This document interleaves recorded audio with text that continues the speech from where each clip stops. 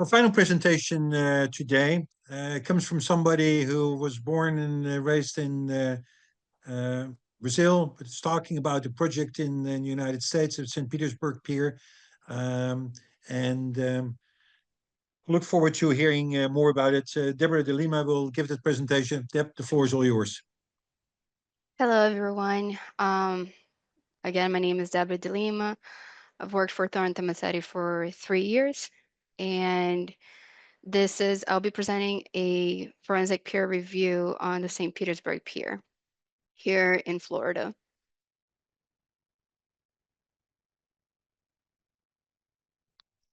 All right, just some background history on St. Pete's Pier. So the first picture here on your left is the railroad pier. It was built in 1889, and the pier was built just to transfer goods and passengers from the ships into the land. The second picture in the middle, that's another pier that was built in 1896. This one was built for a horse-drawn flat cars. Also, again, it was used to transport goods and passengers from the ships. And the one on the right is a municipal recreation pier. It was built in 1913. This one wasn't so much to transfer goods, but it was more like a hub for leisure for the people. So the the municipal pier, that was like the main pier in St. Pete, and it was rebuilt in 1926, what is known as the Million Dollar Pier. It was built due to a hurricane damage, as it seems to be normal here in Florida nowadays, and extended 1,450 feet into the Tampa Bay.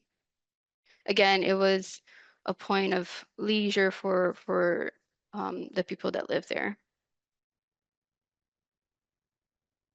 In 1973, the pier underwent significant renovations. They added this pyramid or inverted pyramid structure, which was very interesting. It became a touristic point in St. Pete. And again, it continued to be this leisure point. This is one of the postcards from St. Pete, Florida.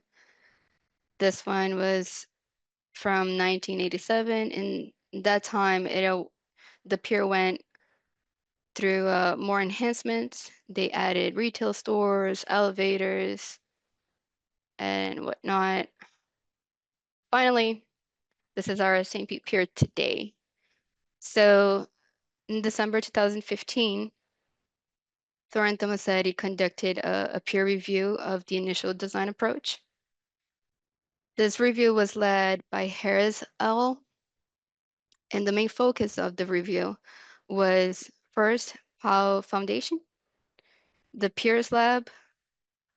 They were trying to reduce the cost implication of this design and provide recommendations or a more accurate design.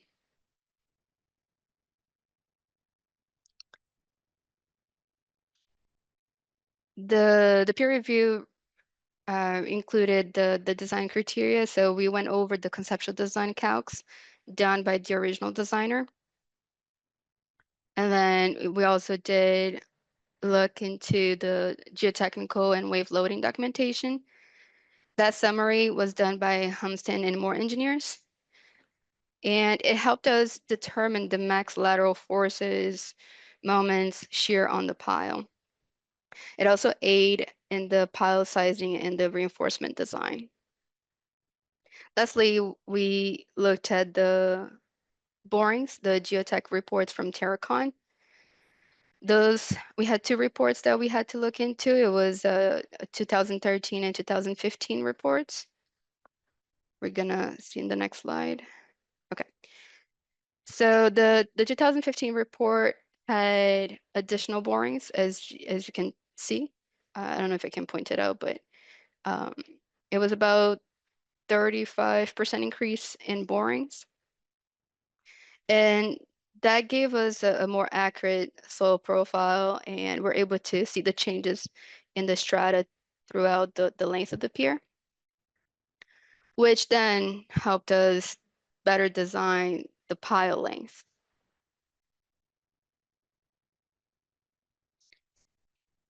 Terracon provided a soil parameters for the first designer. And as you can see, it was very conservative. They only had uh, one for the whole pier. And even Terracon commented on their report that the pile analysis that they did varied of 15 feet all across the pier to achieve its capacity. So that already gave us um, an idea. Okay, so we are able to change the pile length throughout the pier. The original design also recommended PDA testing on the piles as a cost-saving method, and we took that into consideration and we actually applied it. They said that the PDA testing um, would be able to assess the load-bearing capacity of the piles, so that way we wouldn't have to waste uh, anything extra. And so it would be more accurate rather than a conservative design. And it would be also a more efficient, cost-effective than a static load test per se. So here are the recommendations done by TT once we review the first design. So we eliminate some piles in the education center and the event plaza. We use the same strategy, but we use a different grid. We use a non-orthogonal grid, and that reduced number of piles.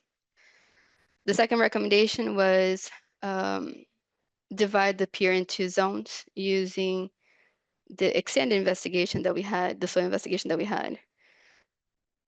So that reduced the pile length.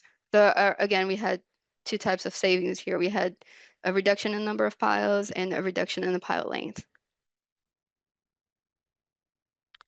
We also said that this strategy would reduce the lateral demand on the piles, and the piles could utilize the support of the vertical load of the pier.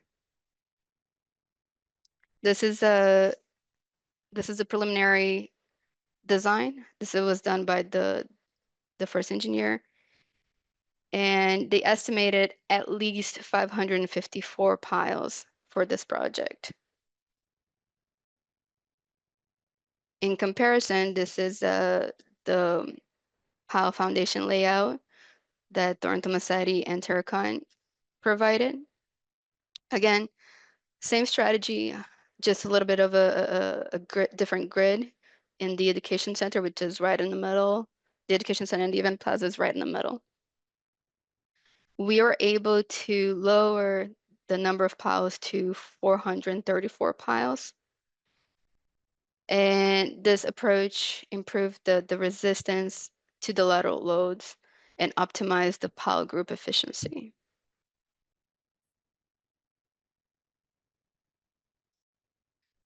I took a snippet of the preliminary report. This is what the first engineer provided as options for the piles. They recommended either a square pre-stressed concrete piles or the ICP spun cast piles.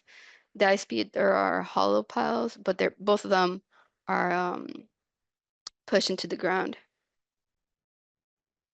The big difference here is the number of piles. As you can see, option 1A and 1B, they have almost 700 piles being recommended. Option C, 1C and 1D, they have a little bit less piles, but they are all um, uniform. They're all 24-inch or 700 millimeters.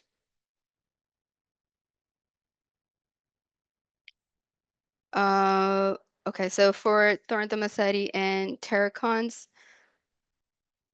design, we decided to go with the square pre-stressed concrete piles, just all across 24-inch piles, and we're lower the amount of piles to 434. So that's 120 piles less, and that's a reduction of 22% of the piles. This is the calcs that they use for the first design. They use the FB multi-pier model program to estimate the pile capacity. They had an average of 90 feet length throughout the pier for all the calculations. And again, the least amount of piles that they had was 554 of them.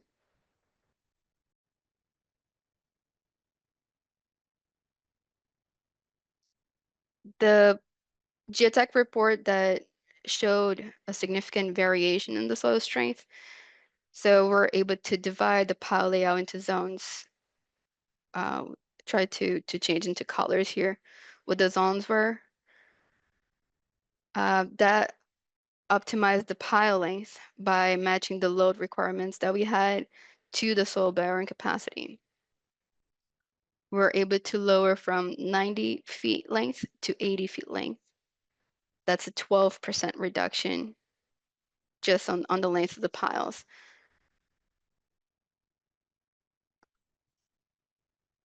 Here's an illustration of the PDA testing. Again, it was a recommendation done by Terracon, and um, we're able to do it. The first picture is just the pile being driven into the ground by a hammer, and that would send stress waves throughout the pile. The pile has strain gauges, and it captures the waves in real time. And on the third picture, you see there's an anomaly or a deformation happening in the pile. The PDA for integrity we're able to see here, I got two pictures or two figures showing different occasions. The one on the left, it yields good results. So the pile is good, no issues whatsoever. On figure B, we have some anomalies going on the pile. So right there and then on the side, we're able to see what's going on. After the PDA test, we use what the field results into the CAPWAP, which is this case pile wave analysis program. So the CAPWAP allowed us for computation of the soil resistance force and the distribution, as well as the skin friction and the end bearing capacity of the pile. We also did 15% of testing throughout the pier for each of the zones. And the pile length average happened to be 75 feet rather than what was in the beginning was 90 feet. So that's a 17% reduction. And I mean, from the data, we're able to look at the geotech capacity of the pile, if the pile had any defects, and we're also able to tell the hammer performance. This, knowing the true capacity of the pile, this precision translated into, again, shorter piles and a good percentage reduction on the pile. Just a recap, the increase in borings, they were 35% increase in the borings. Again, more testing done, better subsurface investigation, better knowledge on what the soil is. That allowed us to have a better pile layout, helped optimize the number of piles. The reduction have ended up being 22% of the number of piles. The pile length reduction by grouping into specific zones, plus the PDA testing and the wave analysis, we're able to reduce by 17%. So just there and then we are able to see the use of the testing, the borings and the PDA that yield savings to the customer and to the overall design